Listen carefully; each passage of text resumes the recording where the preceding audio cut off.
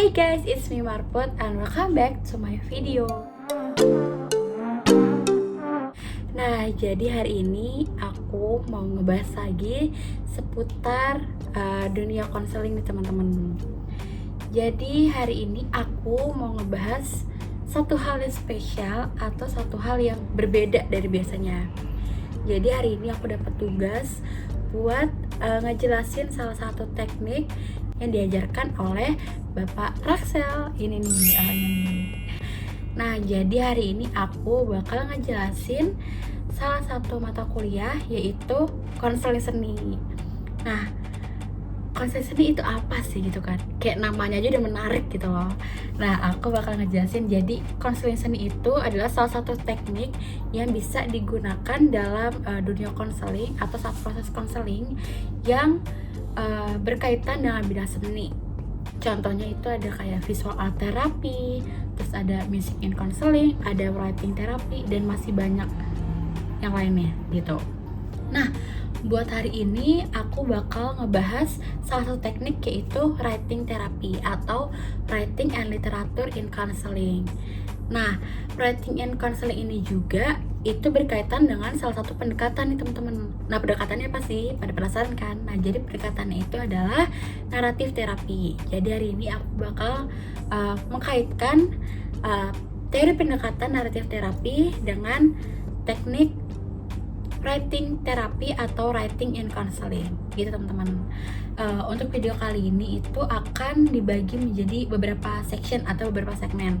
Yang pertama itu ada penjelasan secara strateg dari pendekatan naratif terapi. Lalu yang kedua itu ada penjelasan tentang teknik writing therapy atau writing in counseling, dan yang ketiga itu ada analisis kasusnya juga teman-teman. Nah, penasaran kan? Yuk kita lanjut ke bagian selanjutnya.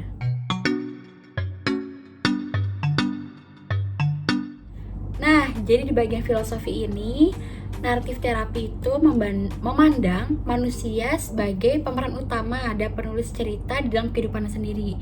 Jadi cerita yang dituliskan oleh seseorang itu berdasarkan pengalamannya di masa lalu, masa kini, dan juga harapannya di masa depan. Nah, manusia itu juga bisa menginterpretasikan pengalaman hidupnya berdasarkan konteks keluarga, agama, politik, terus lalu juga sosial budaya dan juga sejarah gitu teman-teman. Nah, di pendekatan ini juga dia tuh memandang individu itu sebagai penafsir utama dari pengalaman hidup mereka sendiri, dan secara aktif mereka tuh mencari makna dan menetapkan tujuan di dalam hidupnya. Nah, jadi di teori ini seseorang atau individu tuh bisa tahu apa sih makna dari sebuah peristiwa yang dia alami, dan memandang bahwa ia itu bisa memperdayakan dirinya dan mampu melihat sisi lain dari pengalaman hidupnya, dan bisa membangun hidupnya dengan cara pandang yang lebih konstruktif. Jadi di sini manusia itu bisa punya cara pandang yang baik tentang dirinya sendiri atas pengalaman hidup yang telah ia lalui gitu teman-teman.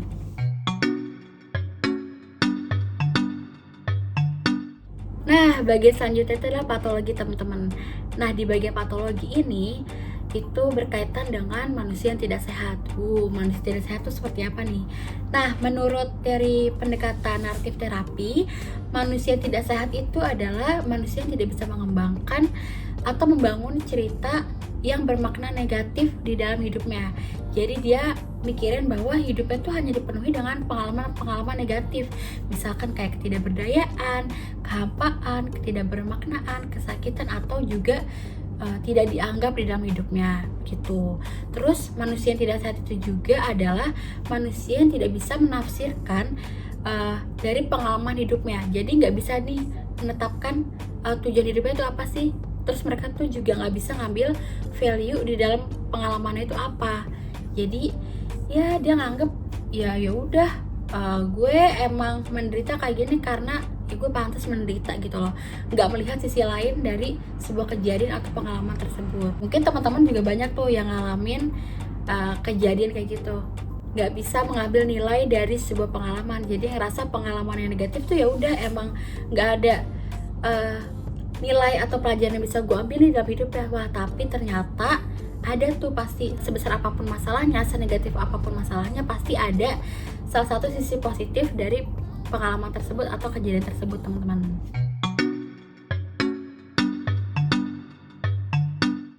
Nah, di bagian ketiga ini, di bagian tujuan, menurut teori pendekatan naratif terapi, yaitu di sini mereka itu bisa membantu individu untuk mengembangkan dan menetapkan cerita yang bermakna lebih positif di dalam hidup seseorang melalui pengalaman, kebahagiaan, keberhasilan, dan juga potensi yang dimiliki. Jadi di sini konselor tuh menggali cerita dari konselingnya, kayak kamu pernah menang suatu lomba atau enggak nih, atau enggak kamu punya pengalaman yang paling membahagiakan kamu nih apa nih. Nah, di sini juga konselor membantu konseli untuk menjadi penafsir utama dari pengalaman hidupnya. Jadi biar si konseli ini bisa mencari makna dan menetapkan tujuan hidup mereka. Nah, kalau konselor sudah bisa menggali hal tersebut, dia nanti juga akan membantu klien untuk menetapkan tujuannya. Tetapi tujuannya itu tidak boleh ditentukan oleh atau diputuskan oleh si konselor. Itu balik lagi ke konselingnya. Jadi si konselor hanya membantu kayak, oh coba tujuannya kayak gini. Jadi merinci segala tujuan atau harapan yang ingin dicapai si konselingnya. Juga konselor tuh membantu individu agar dapat merefleksikan kehidupannya secara lebih positif nih, berdasarkan pengalaman hidup yang telah ia lalui. Nah, di bagian strategi ini adalah nantinya konselor itu akan menyuruh klien untuk membangun ceritanya sendiri berdasarkan pengalaman hidup yang sudah dilalui oleh si konseli. Nah, di sini tuh konseli juga menuliskan pengalaman apa sih yang misalnya paling sedih, yang buatnya dia merasa kecewa gitu. Jadi dari pengalaman yang tersedih sampai pengalaman yang benar-benar membahagiakan dia, yang bikin perasaannya dia tuh jadi seneng, terus atau enggak pengalaman yang bisa bikin dia jadi bangga dengan dirinya sendiri dan bisa mengambil makna positif dari pengalaman itu. Nah, jadi di bagian sini nih yang aku tunjukin, di sini kan ada patch warna hitam dan juga ada patch warna putih kan teman-teman. Nah, untuk patch yang warna hitam sendiri itu menuliskan pengalaman hidupnya yang kelam. Jadi pengalaman apa sih yang membuat seseorang menjadi sedih. Dan nanti di patch yang warna putih itu teman-teman akan menuliskan cerita yang membuat teman-teman tuh menjadi bahagia atau senang gitu. Jadi misalkan pengalaman ditembak sama seseorang, terus habis itu pengalaman menang lomba atau liburan termenyenangkan teman-teman bersama keluarga kayak gitu. Jadi itu nanti ditulis di patch yang warna putih. Nah, nulisnya ini juga berdasarkan prinsip 5W/1H. Jadi kapan kejadiannya, habis itu ada siapa aja di kejadian tersebut. Nah, untuk bagian kelima ini adalah bagian teknik. Nah, dari pendekatan naratif terapi sendiri pun sebenarnya sudah punya teknik sendiri. Tetapi untuk hari ini kita khusus pakai salah satu teknik dari konseling seni, yaitu writing and literature in counseling.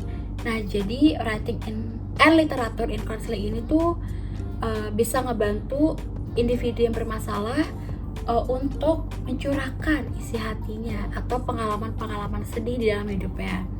Nah, biasanya tuh kan kalau misalkan orang lagi stres atau lagi ada masalah gitu kan, mereka tuh sebenarnya bisa mengatasi sendiri gitu. Tapi cara ngatasinnya kan beda-beda. Mungkin ada orang yang kayak baca buku, mereka udah kayak langsung rasa, oh dapat pandangan baru nih gitu kan, dapat pandangan baru, oh tentang hidup tuh kayak gini. Oh, cara ngatasin masalah A tuh kayak gini. Nah, itu merupakan salah satu teknik atau salah satu cara yang ada di writing and literature in counseling. Nah, jadi di writing and literature in counseling ini mereka tuh punya dua teknik khusus gitu teman-teman. Jadi yang pertama itu ada biblioterapi dan satu lagi itu ada skriptoterapi. Nah, jadi di biblioterapi itu lebih difokuskan untuk teman-teman nih membaca salah satu buku atau salah satu bab yang ada di buku tersebut, sehingga teman-teman bisa menambah wawasan dan bisa nih ngerti nih gimana sih cara ngatasin masalahnya gitu sendiri. Untuk skriptoterapi itu sendiri teman-teman, itu lebih ke arah kita menulis. Jadi kita menulis sebuah diary, atau kita nulis autobiografi, atau kita juga bisa journaling nih. Pasti banyak banget kan teman-teman sekarang yang journaling tuh, kayak bullet journaling kayak gitu. Nah, untuk writing and literature and counseling ini itu bisa diterapkan kepada beberapa populasi teman-teman, yaitu pertama ke anak kecil atau children, abis itu ada remaja, abis itu ada orang dewasa, dan yang keempat itu ada lansia. Nah, untuk yang anak-anak itu sendiri biasanya menggunakan buku cerita kayak misalkan fairy tales gitu ya teman-teman, dan bisa juga memberikan lagu-lagu anak kecil gitu, lagu-lagu yang biasanya mereka senengi. Jadi itu bisa ngebantu mereka buat lebih nyaman dalam menceritakan permasalahan mereka. Nah, yang kedua itu untuk remaja nih. Nah, biasanya kan remaja itu mereka ada di masa-masa yang labil atau masa-masa pencarian jati diri. Nah, literatur in counseling ini juga bisa ngebantu seseorang atau remaja ini untuk menemukan jati diri mereka sendiri dengan menuliskan autobiografi atau biografi tentang dirinya sendiri gitu teman-teman. Ketiga itu untuk klien yang dewasa. Nah, biasanya kan kalau misalkan klien yang dewasa ini mereka kayak jenuh kan, kayak kerja gitu, habis itu kayak urusan keluarganya lagi yang belum heboh gitu kan, yang kayak ribet gitu kan. Nah, jadi biasanya di sini untuk orang dewasa itu menggunakan self help book. Jadi mereka membaca salah satu buku, dan mereka juga bisa diberikan film. Nantinya mereka bisa mengambil value dari film dan juga dari buku tersebut. Yang keempat itu untuk older clients atau untuk yang lanjut usia. Nah, biasanya kan orang-orang lansia ini tuh mereka gimana ya, suka ngerasa kesepian, mungkin jauh dari anak-anaknya gitu kan. Nah, di sini untuk membantu lansia ini kita bisa menggunakan live review. Jadi mereka menceritakan kembali gimana sih masa dulu mereka muda gitu, masa-masa mereka saat sekolah dulu. Dan di sini juga family album dan juga ada old letter gitu teman-teman untuk si lansia. Nah, biasanya konselor juga mewawancarai orang lain atau anggota keluarganya yang lain supaya nanti si klien yang lanjut usia ini bisa mengambil makna dari kehidupannya itu sendiri. Tadi kan kita udah bahas nih tentang yang pertama kali itu ada pendekatan dari naratif terapi.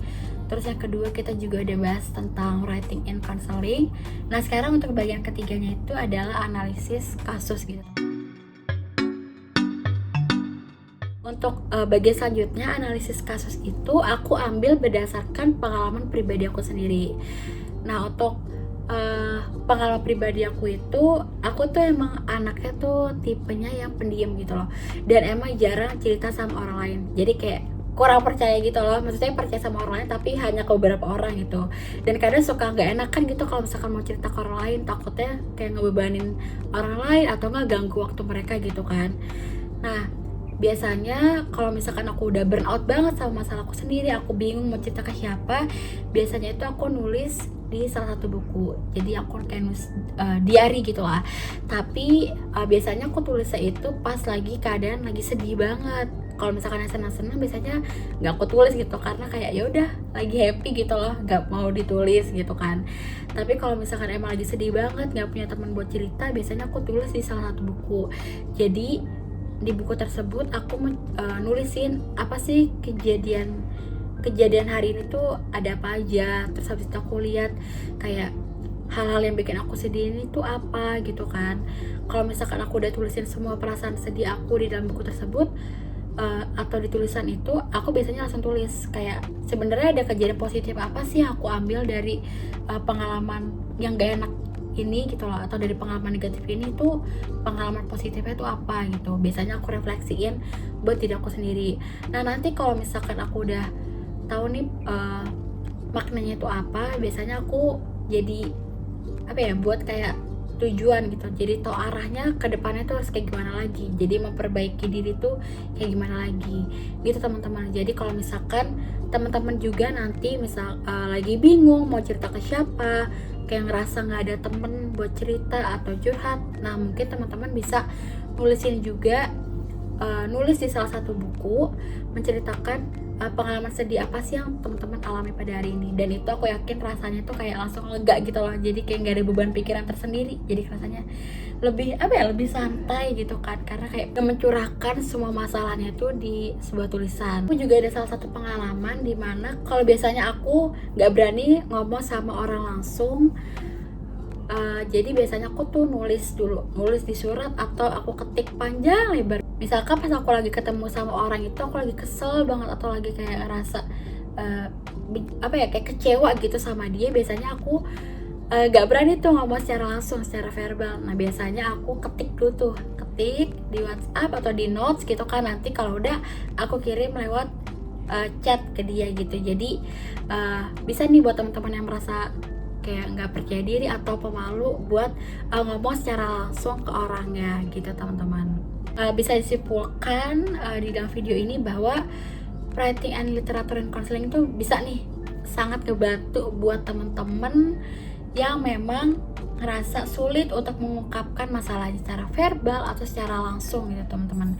Jadi nanti teman-teman bisa nulis surat yang tadi aku udah jelasin, atau enggak teman-teman juga bisa tulis diary gitu teman-teman. Sekian video aku pada hari ini. Semoga apa yang aku sharingkan atau aku berikan kepada teman-teman di video kali ini semoga bermanfaat dan bisa menambah value teman-teman mengenai dunia konseling. Maaf kalau misalkan aku agak belibet atau ada salah-salah kata, karena ini aku recordnya udah malam gitu ya, udah agak capek. Jadi ya semoga video ini tetap bisa membantu teman-teman lah gitu ya, dan bisa teman-teman ambil makna positifnya dari video kali ini. Semoga teman-teman suka videonya, dan sampai jumpa di video selanjutnya. See you guys, thank you.